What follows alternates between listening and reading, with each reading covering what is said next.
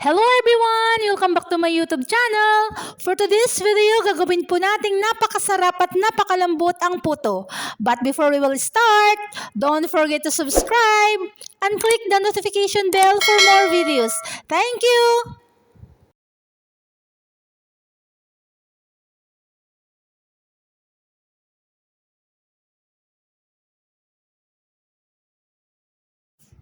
Gagamit po tayo ng blender.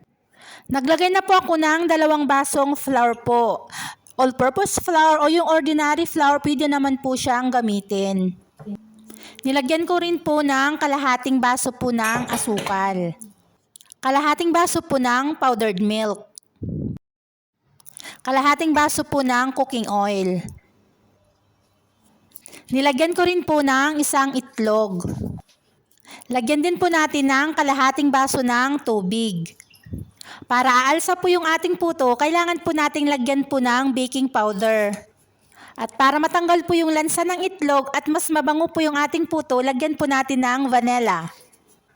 At pagkatapos po, mix na po natin yung mga ingredients.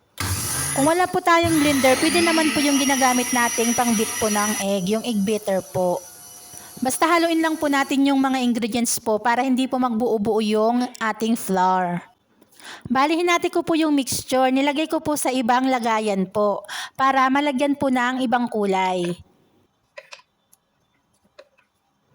At ang napili ko pong kulay ay ang kulay pula po. Pinatakan ko lang ng konti po yung ating mixture. Pagkatapos po, kailangan po nating haluing maigi para po mag-mix po yung kulay at saka yung mixture po. Para talagang red po yung kulay po niya. Kung gusto niyo po ng ibang kulay, pwede naman po. Marami po naman tayong mapagpipili ang kulay. Para mas maganda po yung kulay po ng ating puto.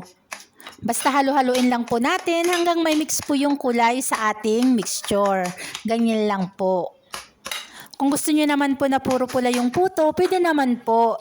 Sa blender po pa lang, lagyan niyo na po ng kulay para mas madali po yung pagmimix po. Hindi na po kayo mahihirapan. At dahil wala po tayong mga paniliit na plastic, gagamit po tayo ng baso po. Diyan po natin ilalagay yung mixture para i-steam po natin. Pag wala po kayong baso na maliliit kagaya po niyan o kaya yung mga plastic po na paglalagyan, pwede naman po yung mga stainless po, basta pare-parehas lang po yung sizes po nila. Sa paglalagay po sa container, kung 1 kutsara po ang gagamitin po natin, kailangan po pantay-pantay po 1 kutsara po lahat. Para pag umalsa po siya, pantay-pantay din po, maganda pong tignan. Kung gusto nyo ng maliliit na puto, bawasan lang po natin yung ilalagay po natin. Pwede po yun. Bali, ang ginamit ko pong toppings ay ang sweetened coconut po. Nilagyan ko po lahat sa ibabaw bago ko po isalang. Depende po kung ano po yung gusto nyong ilagay. Kung gusto nyo naman po ng cheese, pwede naman po yun. Para lalong sumarap yung puto po. Ayan, tapos na po. Nalagyan na po natin lahat ng sweetened coconut. Pag wala po tayong lutuan na steamer po, pwede naman tayong mag-improvise po ng paglulutuan po natin. Kagaya po niyan, gumamit po ako ng malaking kaldero. At yung strainer po, yun ang ginamit ko po. Una po, nagpakulo po muna ako ng tubig. Bago ko po nilagay po yung ating lulutuin. Pag nailagay na po natin yung ating lulutuin, takpan po natin at pabayaan po natin ng mga 20 minutes po. Pagkatapos po ng 20 minutes, kailangan po nating i-check. Pag ganyan na po yung texture ng ating puto, luto na po siya. Isunod na po nating lutuin yung kalahati ng mixture po natin.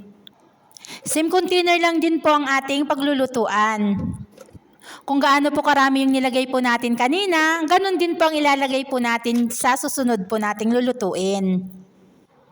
Kailangan pantay-pantay din po yung paglalagay po natin para mas maganda pong tignan. Pag nalagyan po natin lahat, kailangan po nating i-check kung pantay-pantay po yung pagkakalagay po. Para kung umalsa po yung puto, pantay-pantay din po yung itsura po nila. Pag okay na po at natapos na po nating ayusin po yung lulutuin po natin, kagaya po niyan, lagyan na po ulit natin ng toppings po, kagaya po sa ating unang niluto. Lalagyan din po ulit natin ng sweetened coconut po. Kung mas marami po tayong ilalagay, mas masarap po yung ating puto. Pag nalagyan na po ulit natin ng toppings, isa lang na po natin. Same procedure po tayo, pakuluan po muna yung tubig bago po natin ilagay po yung ating lulutuin. At pabayaan natin kumulo hanggang 20 minutes po. Pagkatapos po ng 20 minutes, i-check po natin, gagamit po tayo ng tinidor. Kung wala na pong naiwan sa tinidor, luto na po siya. Sa pagtanggal po ng puto, kailangan pong palamigin po muna natin konti. Kung ganyan po yung gagamitin po nating paglulutuan. Kasi pag mainit pa po, didikit po yung puto po sa lagayan po. Gumamit po ako ng kutsara para maganda po yung pagkakatanggal po sa gilid po ng baso. At kailangan pong dahan-dahanin lang po para hindi po masira yung puto kasi malambot po siya. Ganyan lang po kadali magluto ng puto. Pwedeng-pwede po siyang pang merienda o kaya pangkape ng umaga. At dahil napaka-colorful din ang ating puto, pwede naman po siyang pang-okasyon, pang-birthday, pang-handa po, pwede po siya.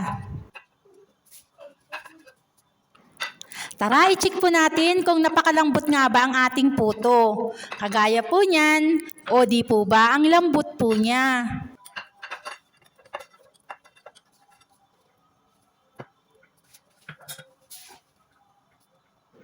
Sana nagustuhan niyo ang ating video for today, ang ating napakasarap na puto.